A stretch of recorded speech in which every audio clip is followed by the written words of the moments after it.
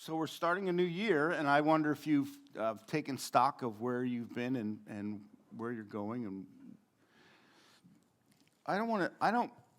when we think about this past year and where we're headed, I don't want us to think about, 2020 was, you personally, I'm going to talk about you personally. And there's something I want to talk about a little bit this morning that has to do with things that can have a certain attitude that can take place in the church that's pretty easy to happen, and we really try to resist it. I try to fight it. Churches, and I'm not trying to be negative. I'm not trying to be like, we got it right and everybody else is wrong. That's anathema to me, okay? But I watch for things, and we try to avoid certain things. And sometimes you see things happening, and you say, we don't want to go there. And I understand that if I focus on, okay, we don't want to go there, guess what happens? You end up going there. Because you become like your emotional focus. So if you focus on something like, I don't want to go there, that's what you do. And sometimes if you say, well, I'm not going to sin, I'm not going to sin, and what happens? You sin. Because that becomes your emotional focus. But there's a certain aspect or attitude that is easy to happen in church settings.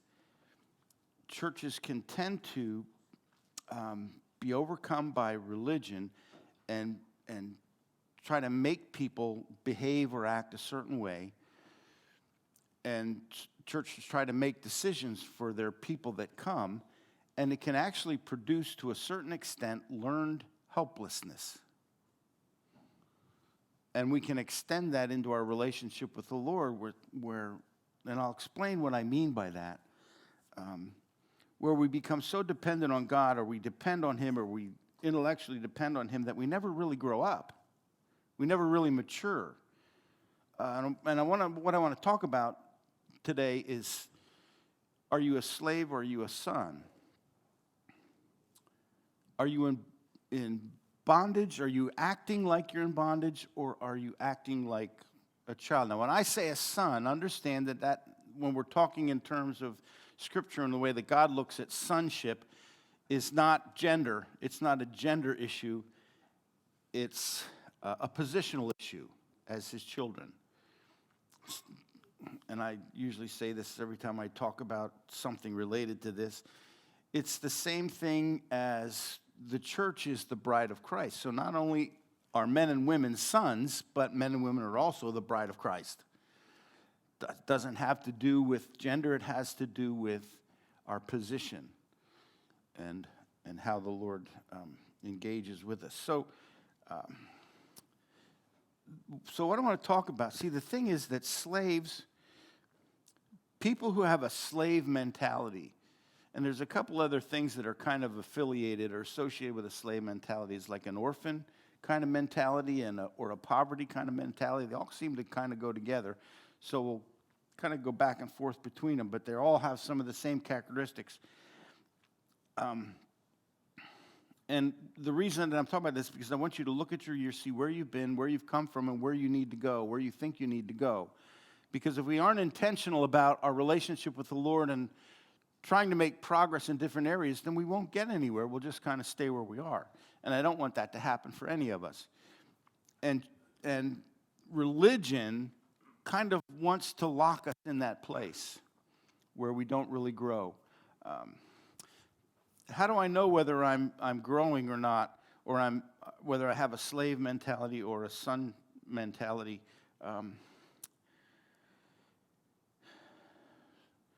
Slaves don't own anything. They don't have any possessions. Sons inherit what the father has for them. We'll go through some different characteristics in a little bit.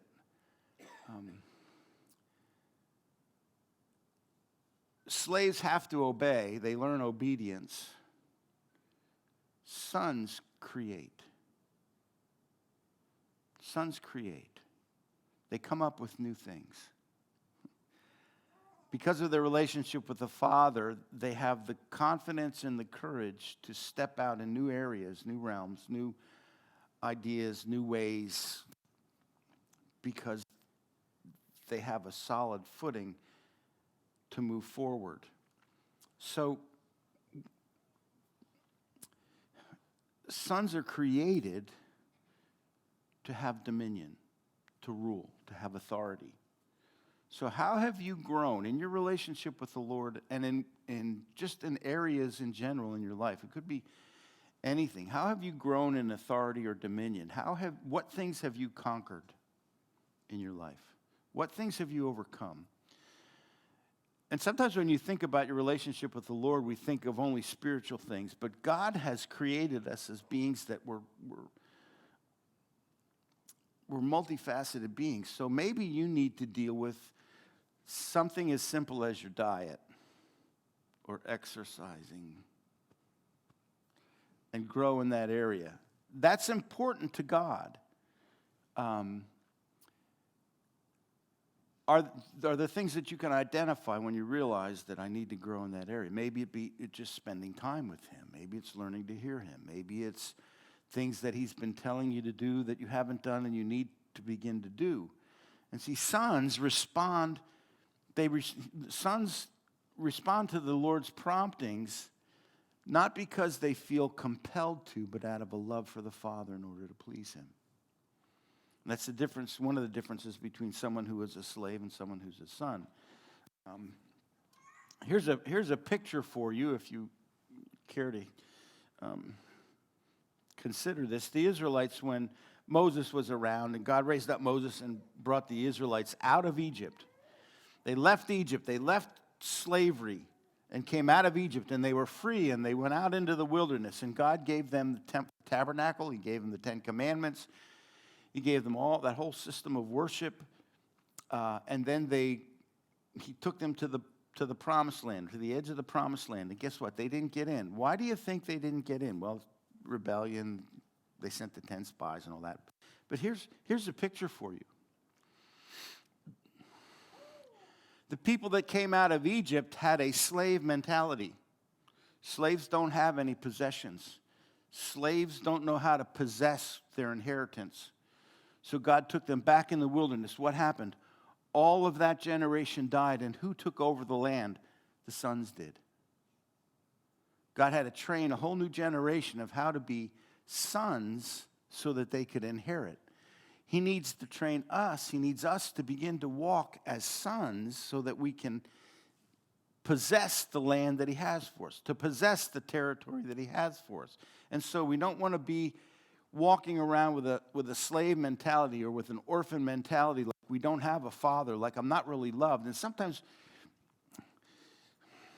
it's kind of, and where does that come from? Okay, there's a lot here, and I can't do all of it. I'm just going to try to focus on a couple things. But where does that mentality come from? Well, we all had fathers, and they did the best they could, fathers and mothers, and they parented us the best they could. But no father's perfect. None of us have had perfect fathering.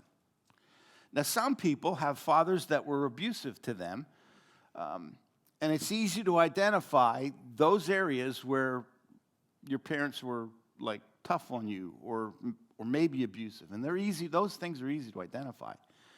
But I tell you and because you can identify them, you can focus on them and get healing in those areas. You got it? Here's where it gets tricky.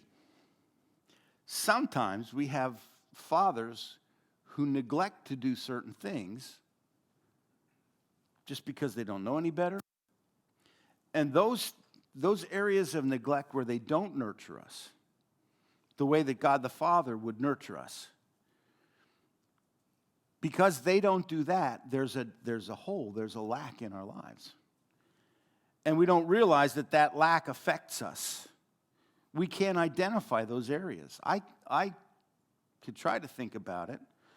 But what didn't my father do? And maybe in time we'll begin to unpack some of those kinds of things in areas where we could look to see.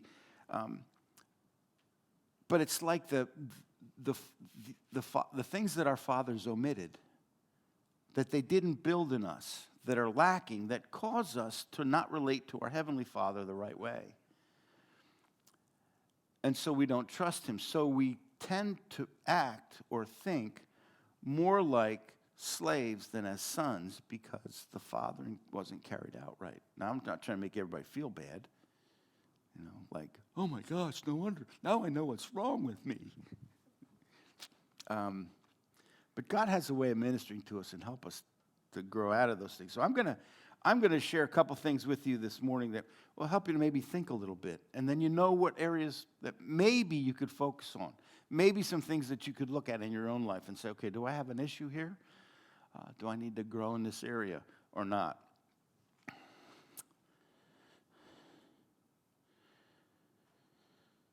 1 John chapter 3, verse 1 says this, "Behold, what manner of love the Father has bestowed on us, that we should be called children of God." He wants us to understand that we're children. "Therefore the world does not know us because it did not know him. Beloved, now we are children of God, and it has not yet been revealed what we shall be, but we know that when he is revealed, we shall be like him, for we shall see him as he is." I believe that this passage, this portion is actually a promise that the more we see Jesus, the more we become like him.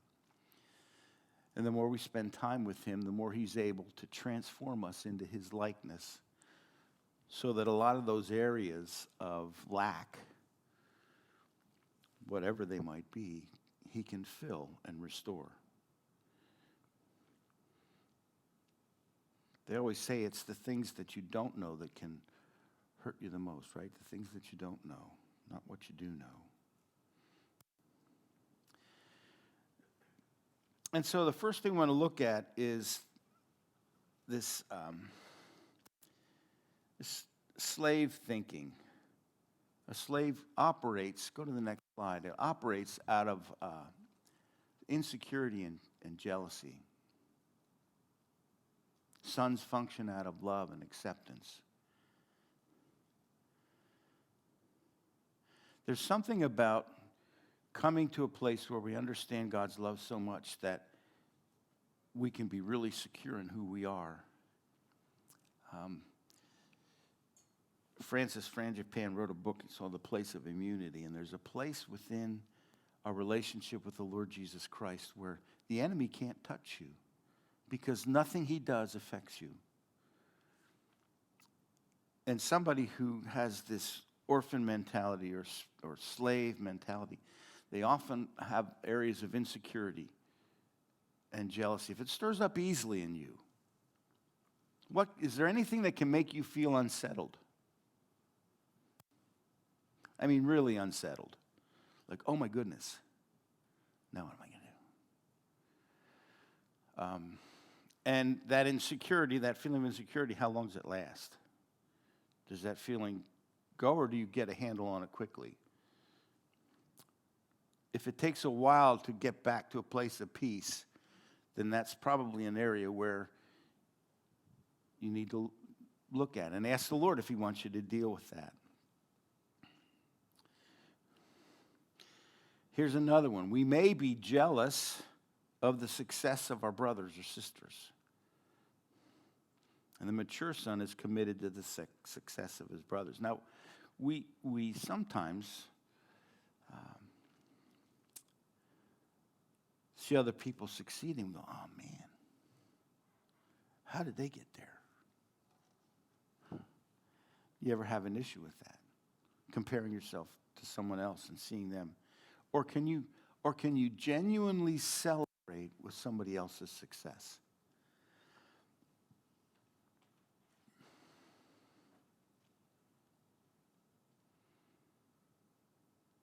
You need to think about that one. Because sometimes it's pretty subtle. Sometimes it's just a nuanced kind of a thing, or it's just, you wouldn't say it out loud, but it's there. But somebody that has the Father's heart will see other people and they'll want the best for them. And so they'll celebrate when they have success. And so these are, what we're looking at is some of the characteristics to help you to understand whether you've got something going on that's outside of the relationship with your Father, not acting as a son and daughter. We may serve God to earn the Father's love. Some people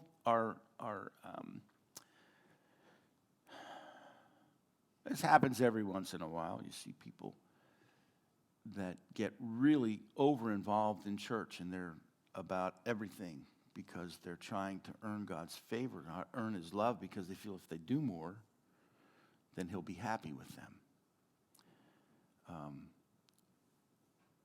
What they don't realize is that God's already happy with them. They don't have to do anything, but just love him and respond to his promptings and allow his Spirit to direct them into the things that he has for them to do. That doesn't mean we don't want people to do anything. It's just that it's what's the motivation. And I'll tell you what, motivation is one of the things that's really hard to nail down and understand. Here's another thing. We may try to medicate deep internal alienation through physical stimulation. In other words, we do all kinds of things to cover over our insecurities. We try to do all kinds of other things to help us not to think about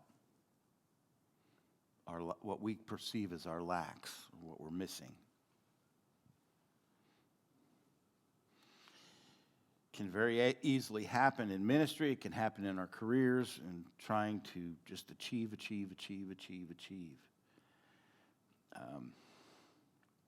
Reading a book Trav gave us for Christmas. It's by Jeremy Riddle on reset and how what he has perceived, he's a worship leader, writes many worship songs.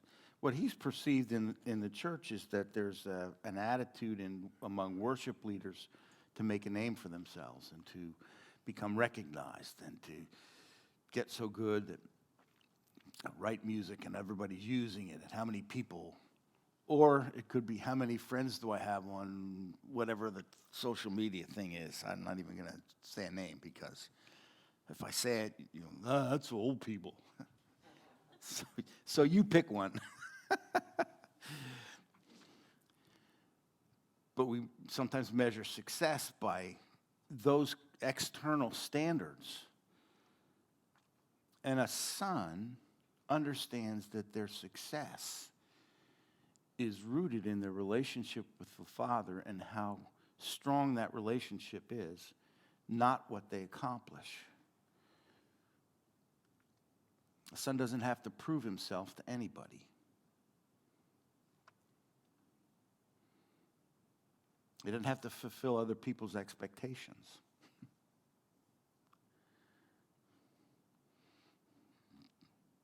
Not moved by that.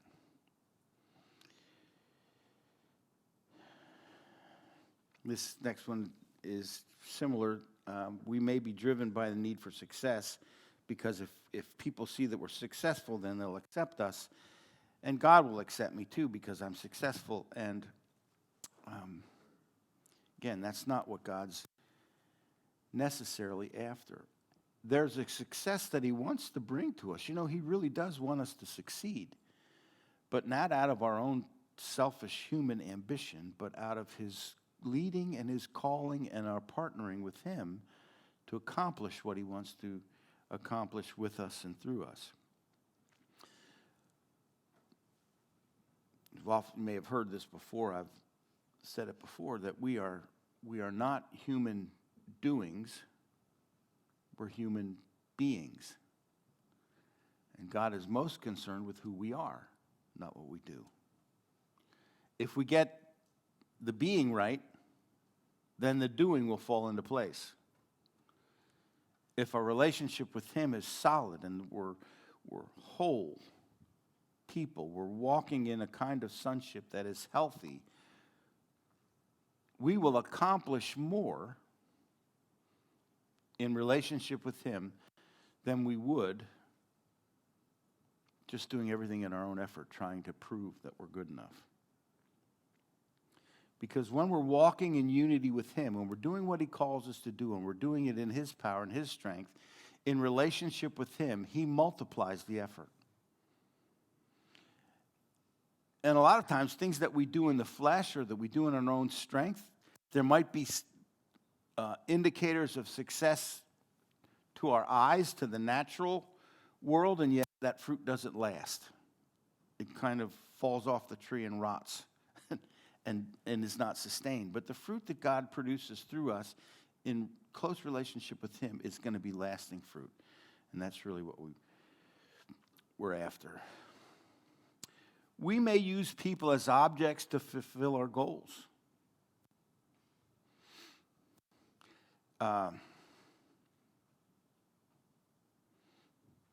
We may objectify, is the way that they say it. I want to tell you, just so you know, if you haven't heard from me before, that's one thing that we really try to resist here. And I've tried to make it a point that we don't want to use people here. We want to grow big people here at New Beginnings Fellowship. We're not here to use people. We're here to grow big people. I heard this about a church that we have fellowship with in the past. They had a special speaker in, and the speaker said to them, you have a unique situation here. You have a unique pastor. You have a unique method of doing things. He said, your people are here, but you don't really have a vision. Like, there's not some place you're trying to go. You're just all, but what you've done is you've created an atmosphere for people to come so that they can grow into the people that they want to be. In other words, there's this method of allowing people to kind of wander around, to find themselves, to find out what God has for them, and then the church comes behind them and supports them in what God's calling them to. And so there's a certain amount of freedom in that. And that's not totally what we do, but it's really an important part of who we are. We want to grow big people. We want you to be everything that God's called you to be. So we're not running a machine here and we're looking for cogs to put into the machinery to keep everything going here. We're looking for people. I mean, we do have ministries and we do have people involved in ministry, but we're looking for ways for you to grow in your relationship with him and become everything that he's called you to be. What does that do? That increases and advances the kingdom.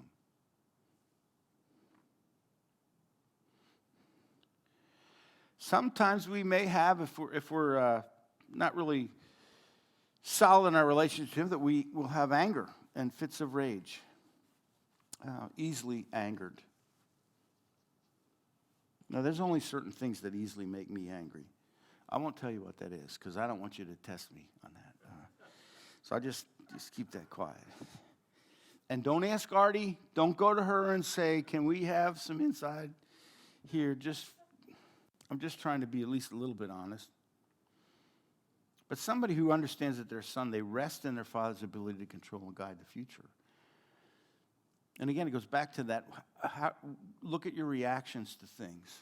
Are there there times when you've become angry, just angry? You need to stop and say, why? Why am I angry?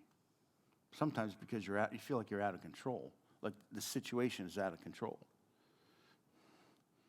Is that ever true? I mean, just think about that. Is the situation ever completely out of control? The son doesn't worry about that because they know who their father is. Now, I know that's really idealistic. I know that. But that's where we want to get to. We may always be in competition with others, feeling like we have to be better, we have to do more, we have to somehow demonstrate that we're worthy and be one up on somebody else. We have a better story to tell when we're telling stories. There's all kinds of ways of doing that. But somebody who understands that their son is always blessing other people. Blessing. Blessing, not competing, blessing. Looking for ways to encourage and build other people up.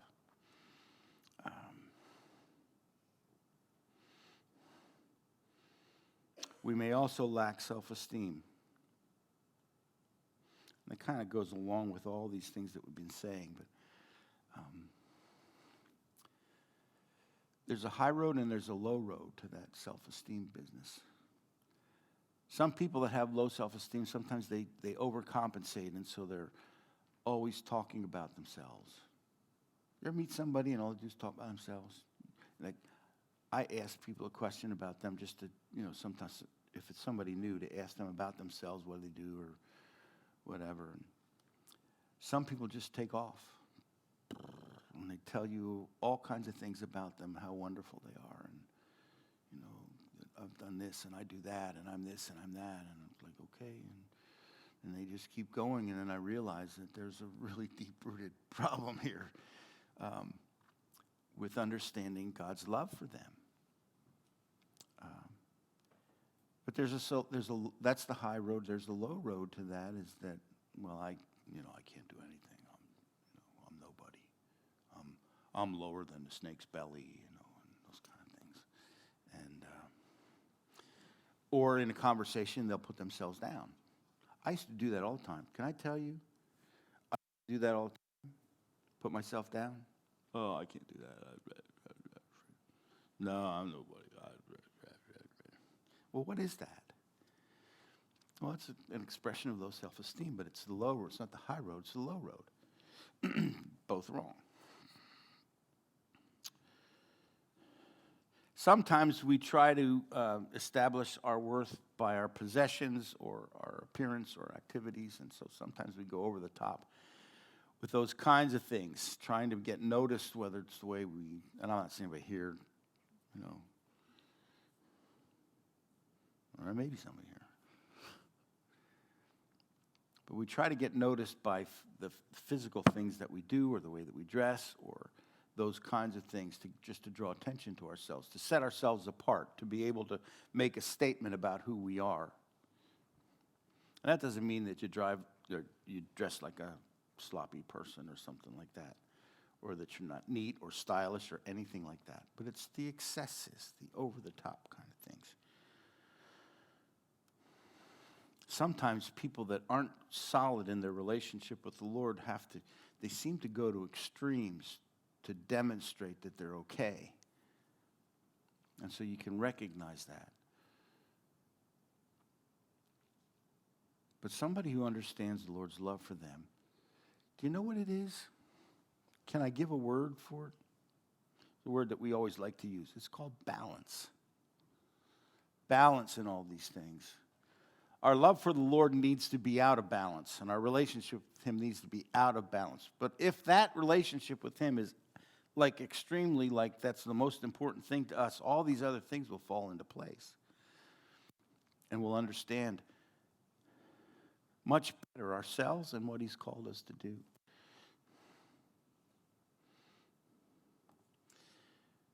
So when we look around, we look at our own lives, where we've been, what have you conquered this year? Where have you grown in dominion and rule and authority over areas of your life? In your relationship with the Lord, where have you grown? Where do you need to grow? And identify those areas and begin to ask God to help you to work on those areas.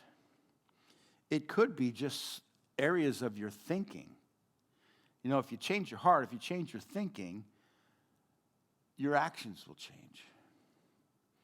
And so I would challenge you to ask the Lord to help you take inventory and be committed. We want to be people who are aggressive in growing in the whole area of dominion.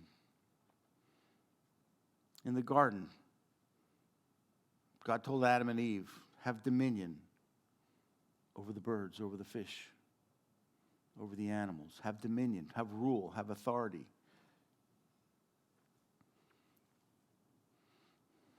That's what he's called us to. That's what he's called sons and daughters to, as a place of dominion. And so where have you seen that grow in your life? Try to identify those things, whether it's thinking, whether it's habits, patterns, attitudes toward people. And again, let's become blessers. Blessers.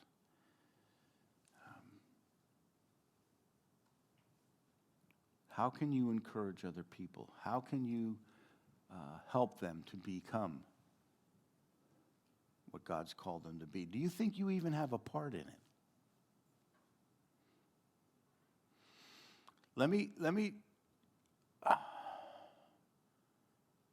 throw this out.